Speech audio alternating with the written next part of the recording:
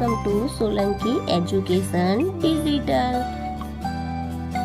બાળકો, ચાલો આજે આપણે શીખીશું ધોરણ 7 ગાલા ગણિત સ્વાધ્યાય પોથી પાઠ છે ચોથો, સાદા સમીકરણ.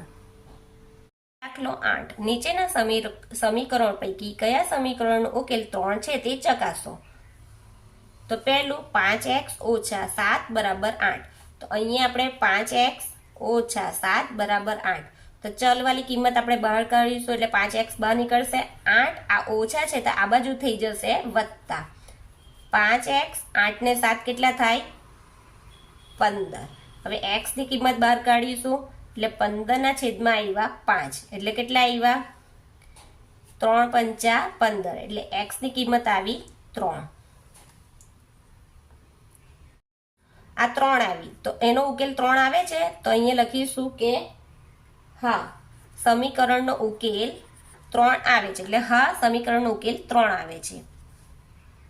હવે અહીંયા છે 3x + 1 = 19. એટલે 3x + 1 = 19. તો ચલ વાળી કિંમત એટલે x વાળી કિંમત બહાર કાઢીશું. આ 19 ના 19 આ બાજુ આવી જશે એટલે -1. 19 માંથી 1 જાય તો કેટલા રહે? 18. હવે x ની કિંમત શોધીશું તો x બહાર કાઢીશું. 18 છેદમાં કેટલા થશે? 3. તો 3 × 18 એટલે x ની કિંમત કેટલી આવી? 6. જુઓ કે x = 6 છે. તો અહીંયા સમીકરણનો ઉકેલ આવે છે તો કે ના. એટલે લખીશું ના સમીકરણનો ઉકેલ 3 આવતો નથી. જુઓ કે x = 6 છે. તો અહીંયા સમીકરણનો ઉકેલ આવે છે તો કે ના. એટલે લખીશું ના સમીકરણનો ઉકેલ 3 આવતો નથી. x ના છેદમાં 3 - 1 = 5. એટલે x ના છેદમાં 3 - 1 = 5. આ રીતે આવ્યું છે તો x ની કિંમત ચલ વાળી બહાર કાઢીશું. 5 આ બાજુ આવશે 1 તો શું થઈ જશે? વત્તા. એટલે 5 ને 1 6. હવે x ની કિંમત આપણે બહાર કાઢીશું એટલે 6 ના છેદમાં શું થઈ જશે? 3 ને 6 કઈ ચાલ્યા જશે? ઉપર. x ની બહાર કાઢી એટલે 6 તાલી 18. તો અહીંયા બને છે તો અહીંયા લખીશું ના સમીકરણનો ઉકેલ 3 આવતો નથી. -2x + 1 = -5.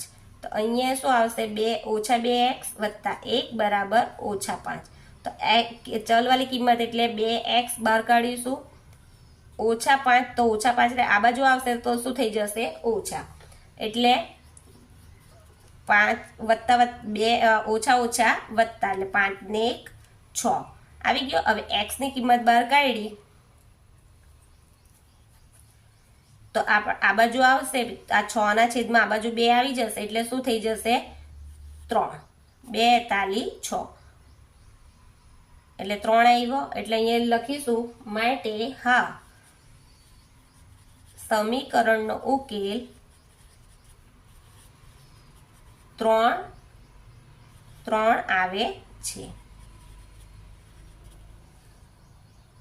પાંચમું 11 - 4x = -1. એટલે આ બાજુ -4x એટલે ચલ વાળી કિંમત કાઢીશું તો શું થઈ જશે? 4x બરાબર આ -1 છે અને આ બાજુ આવશે એટલે વત્તા.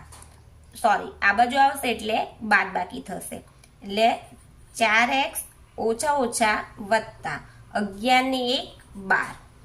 હવે x ની કિંમત આપણે કાઢીશું તો 12 ના છેદમાં 4 એટલે 4 તાલી 12. એટલે x ની વેલ્યુ કેટલી આવી? 3. એટલે અહીં લખીશું માટે હા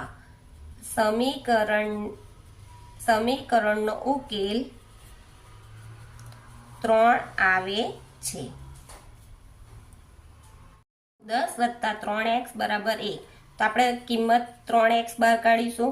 આ 10 છે ને આ બાજુ આ 1 છે એટલે 3x 10 ને 1 11.